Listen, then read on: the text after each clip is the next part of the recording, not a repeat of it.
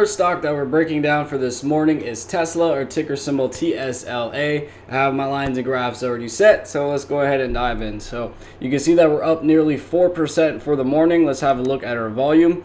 We're at 10 million, so we're definitely above the 150 threshold that we like to see. 150,000 threshold. Let's go ahead and look at our support and resistance lines. Right now I'm on the monthly, but let's go down to the daily. It's a more accurate depiction of where we're at. All right, so this top line up here represents our highest level of resistance tested, and that's at the 879 or 880 level. You can see back here we came up in this area, got rejected once, twice, 3 times, and then ultimately 4 times. This last candlestick that came up, you can see we failed all the way down to our lowest level of support tested, and that's at the 597 596 area. You look left, you guys, you can see that we bounced from here, starting this upward trend, bounce from here, bounce from here, bounce from back here, and then one last time that's pushing us up into this minor resistance area. You can see this top back here, and this candlestick hitting in this area. So all these areas are heavily tested areas, and we have to respect these lines, you guys.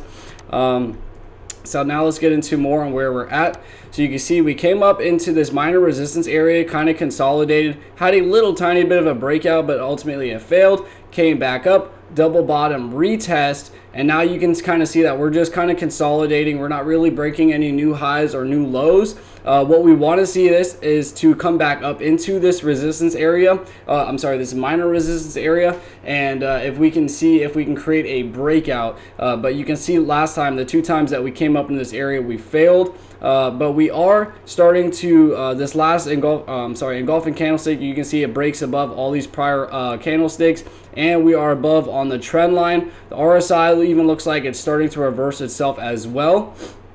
So we might end up coming back up into this resistance area. So now once we get back into this area, this could be a very good time to pay attention to see if we can create this breakout. So if we can create this breakout to come and break above the 696 area, come up and come back down and retest it as a support level, because what used to work as resistance will work as a floor or support on the opposite side.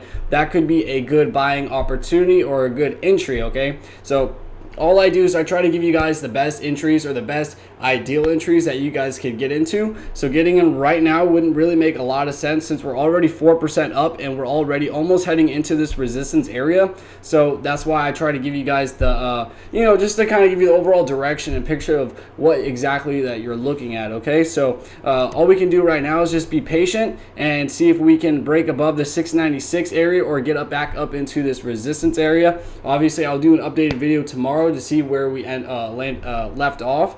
But other than that, you guys, let's just be patient and wait for the best opportunity as of right now. The next stock that'll be breaking down this morning will be NEO. Okay, so other than that, you guys have a beautiful day and happy trading.